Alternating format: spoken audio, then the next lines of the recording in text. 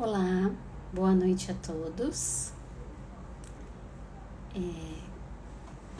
Hoje estamos aqui para conversar sobre o tema O amor que eu tenho é o amor que eu dou. Esse tema é fruto de um capítulo do livro Renovando Atitudes, psicografado pelo Hamed, que é o espírito protetor e mentor dos trabalhos da nossa casa, do espaço Hamed. Admito que ao ler esse capítulo eu fiquei muito tocada.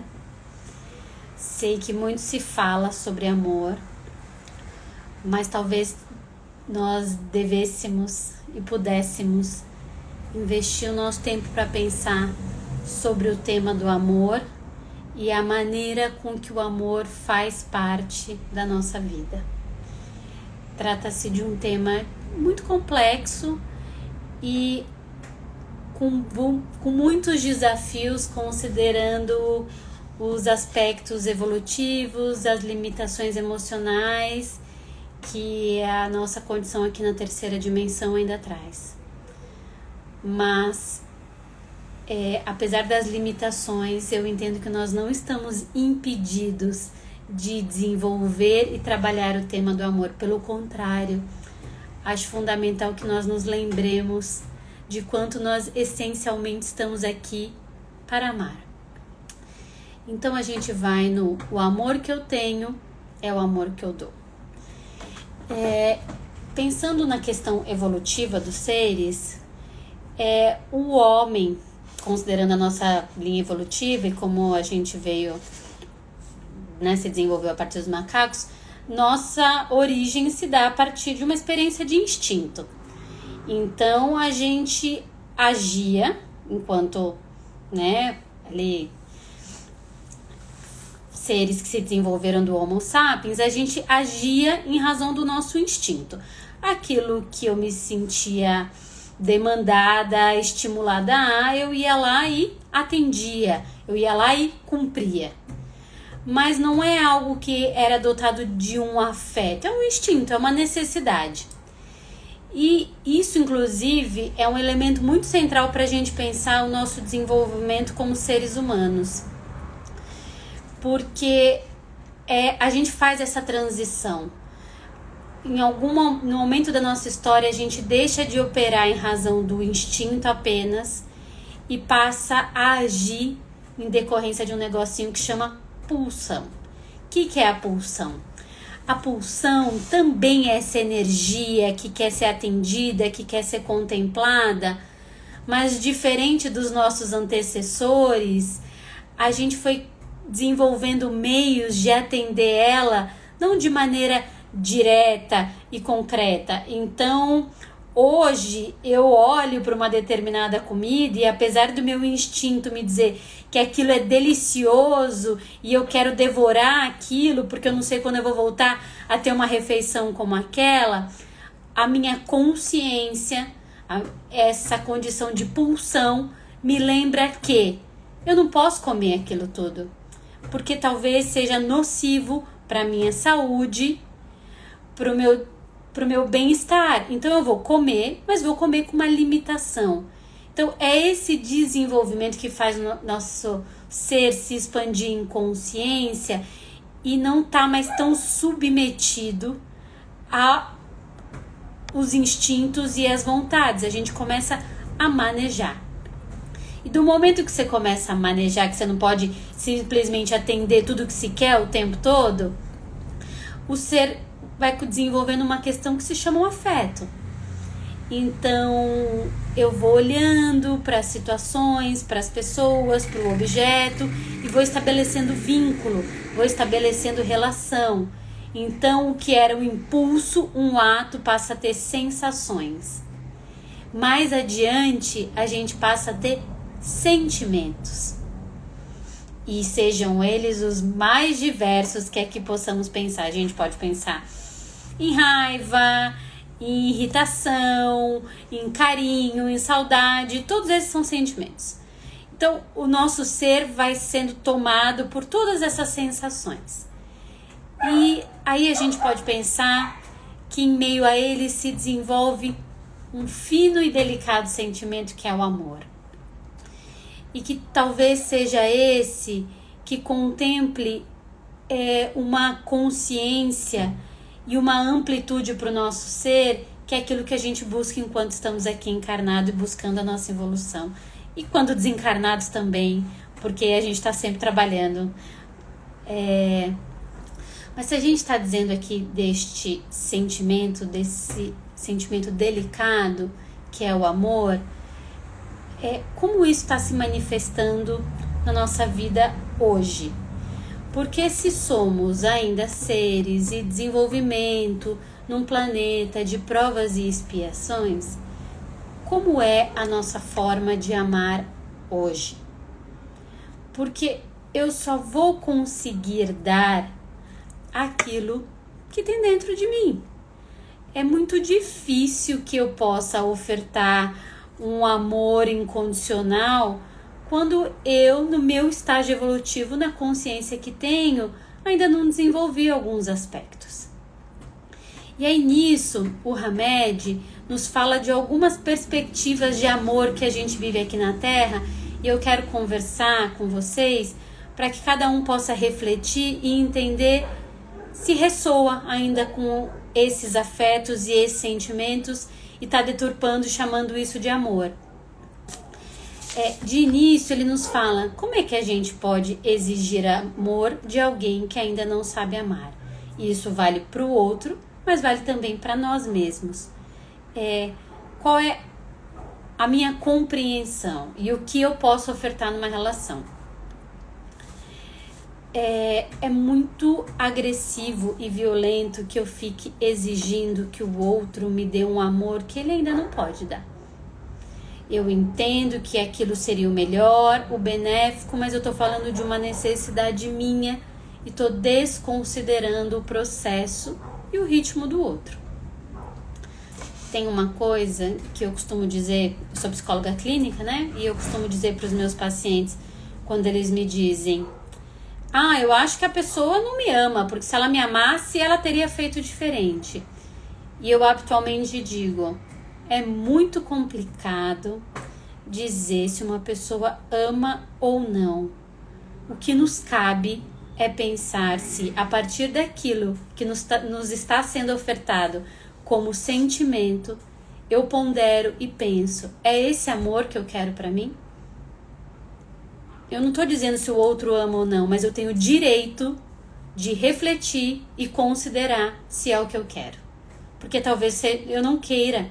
E aí com isso eu vou ter que lidar com o fato de que essa relação vai ter que ser repensada ou até mesmo rompida.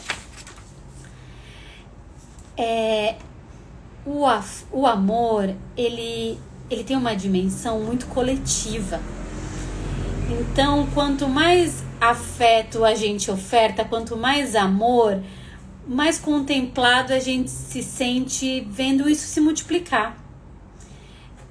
Até evolutivamente falando, fala-se que à medida que o espírito se desenvolve, trabalha-se em si essa perspectiva do amor. Mas não só o amor para si ou para aqueles que estão mais próximos. À medida que o espírito se desenvolve, o entendimento do coletivo é fundamental. Então não faz sentido que esteja bom, que eu esteja bem, mas que o outro que está ali ao meu lado ou que está logo ali na esquina não esteja. Quanto mais se vincula e se experimenta o amor, mais a gente se apropria do sentimento de que o amor é uma experiência coletiva. O amor fala dessa perspectiva de troca e de compreensão de que não existe a chance de eu viver o amor de uma maneira plena, expansiva, se eu não consigo considerar o outro, seja o outro conhecido ou não. Tanto que vivemos uma situação evolutiva do planeta, cada um tem que fazer a sua parte, mas a gente também está tentando evoluir enquanto grupo. porque senão fica muito esvaziado, é tudo muito solto, muito avulso. O que existe em grande desafio aqui para nós é que no nosso planeta existem diversos níveis evolutivos. Então, existem pessoas, espíritos, com diversos estágios evolutivos, alguns que já encarnaram várias vezes, outro que tem um número menor de encarnação. Então, nesse convívio, a gente experimenta de uma interação entre espíritos mais evoluídos, que estão às voltas com esse tema do amor e da experiência coletiva, e espíritos mais primitivos, que ainda agem muito mais no instinto do que no coletivo, no afeto, no cuidado. E existe uma razão de ser, né? Nada é aleatório no universo. Se estamos nesta condição com diversos estágios evolutivos, é porque tem algo de um aprendizado importante. Mas, ao mesmo tempo que tem o aprendizado, o desafio que é. Porque está cada um em um estágio. Isso sugere que cada um de nós está nos desafio e às voltas com a sua forma de amar. E aí agora eu vou entrar um pouco nas formas deturpadas que hoje a gente ainda chama de amor. E que o Hamed pontua de um jeito que eu achei muito interessante. Há indivíduos que convencem por meio das suas habilidades e valores. Contam vantagens para ser amados, precisam de credenciais.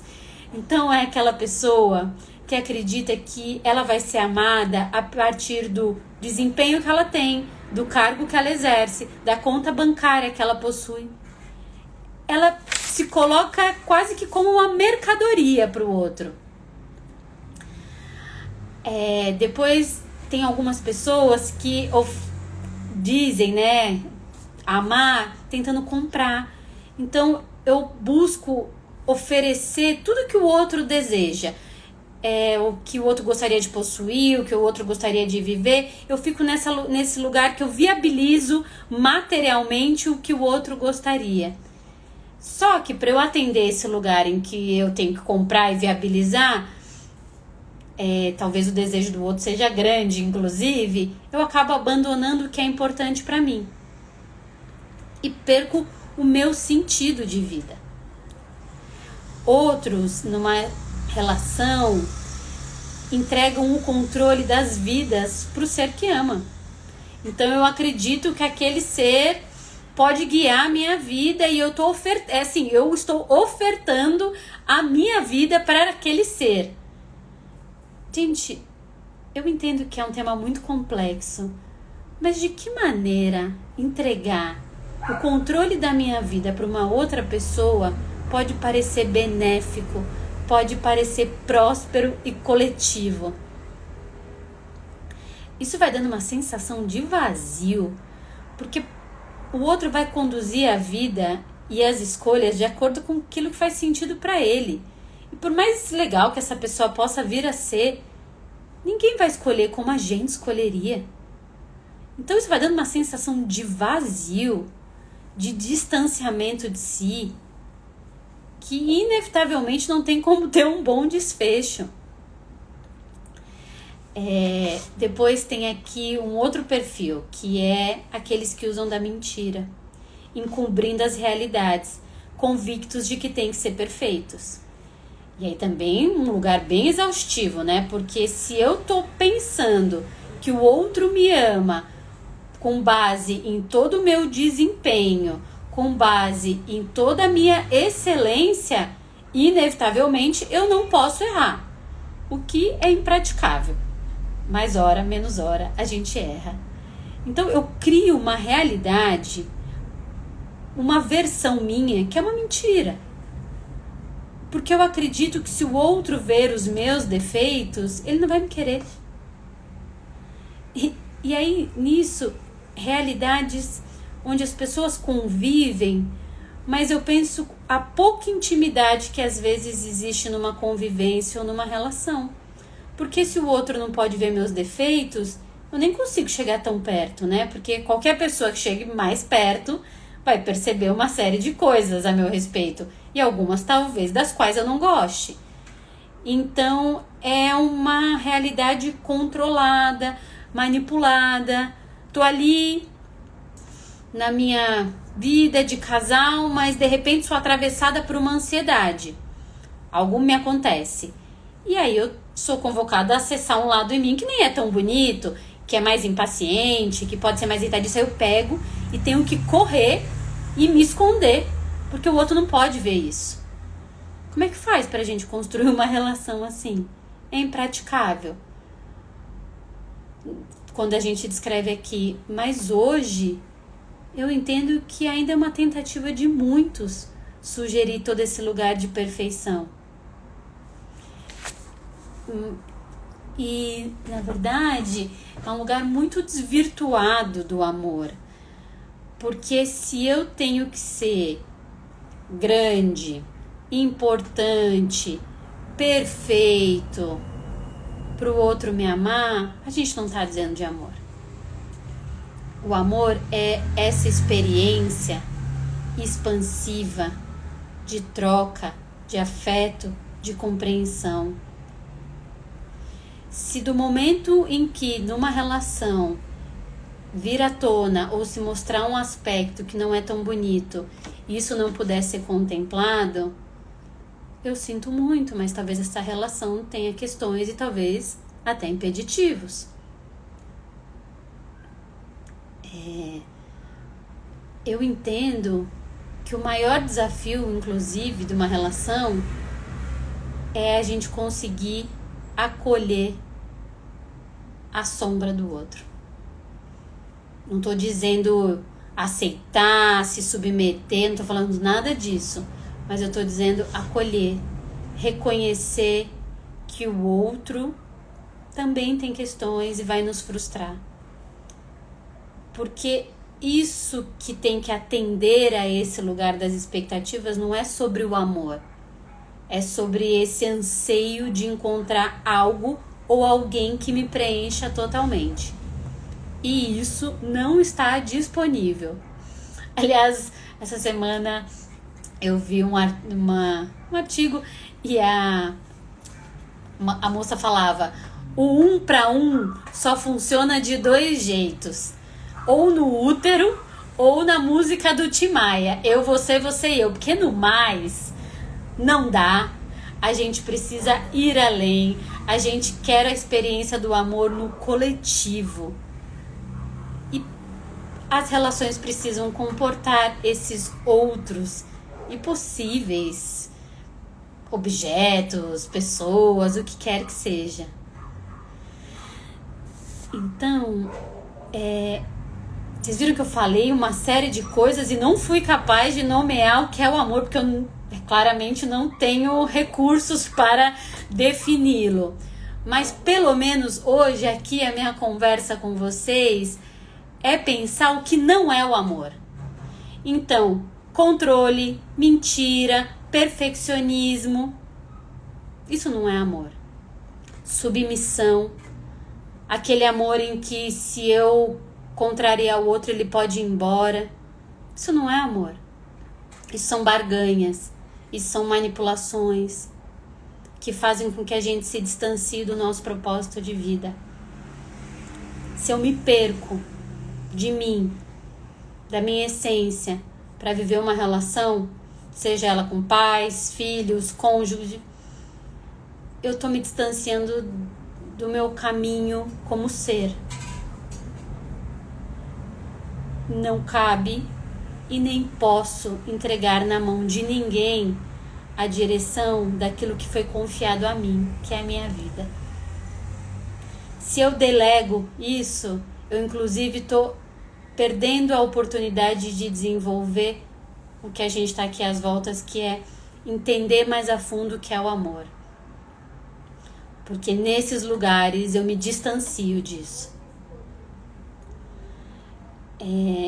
Então, eu não quero estar nesse lugar, dessas formas que a gente chama de amor e que essencialmente não me parecem amor em essência, porque o amor expande, o amor liberta, o amor quer ver o outro experimentar aquilo que lhe é valioso, prazeroso.